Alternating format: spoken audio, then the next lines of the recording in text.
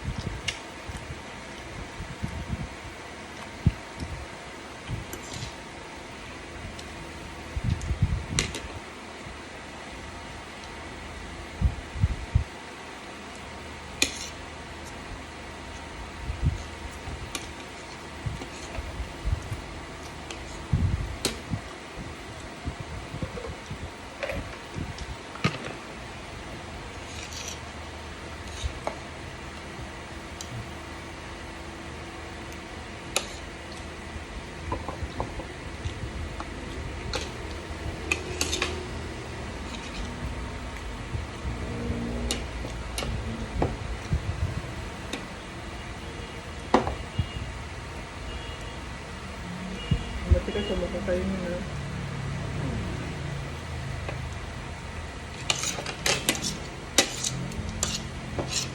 Isa lang mo yung ganyan nito pagkain ka sa butchok lang. Oo. Papahaba ng buhay, dapat binibili.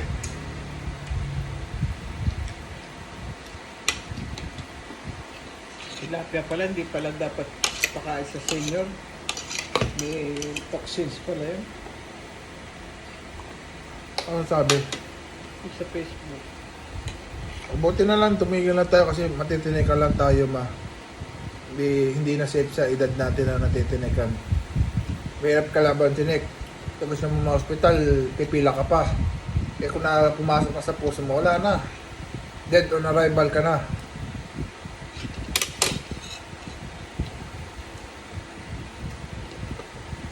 Diba?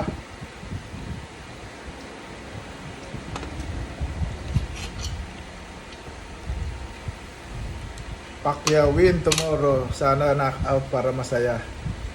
Trending si Pacquiao bukas pag knockout. Pag knockout. Oo. Oh.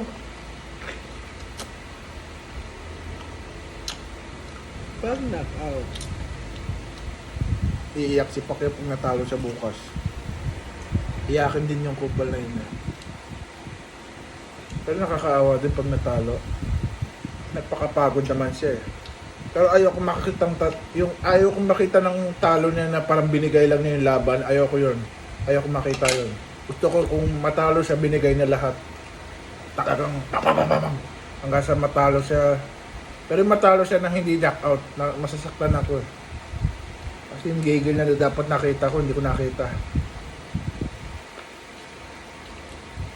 Di bale, pagka na-knockout si Pacquiao bukas, igaganti ko siya pag nagkaharap ko ng bago. Diyan pala kung magsimba na interview mo.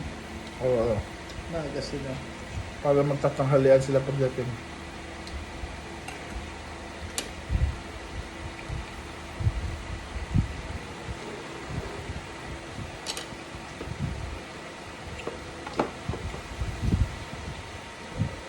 Ako nga pala, hindi niya kasama yung asawa niya kasi Muslim nga yung asawa niya. Muslim. Siya lang.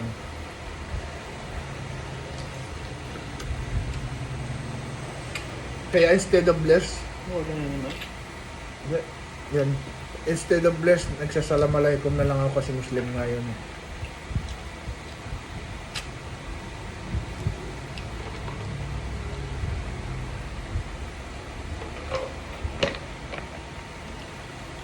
Hindi na kasi pala utos si Mama Dala sa akin ng gabi kaya hindi kami nakikita. Madalas gabi kami nakikita eh. Galing pa sa trabaho. Oy, salamalaikum.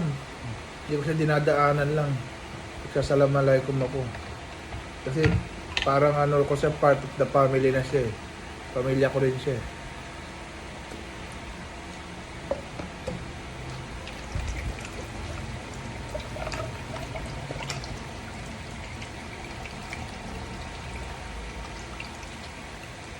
Maligo muna. Parang hindi na ako maliligo pagdating.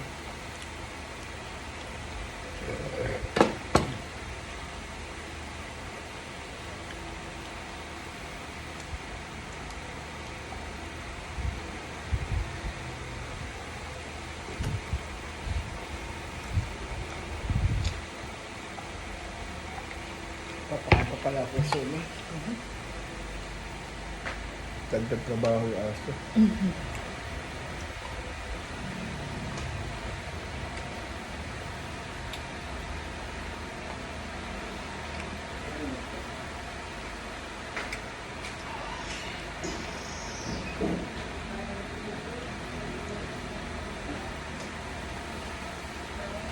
Hmm?